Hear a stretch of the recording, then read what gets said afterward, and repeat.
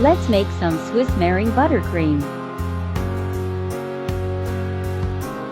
At first separate the egg whites and add sugar.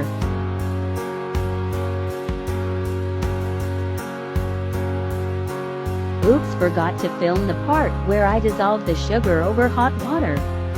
Anyways, whisk the egg white mixture until it's in stiff consistency.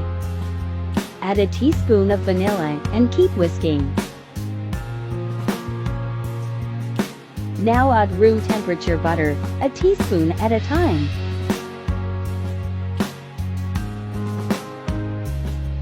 Keep whisking.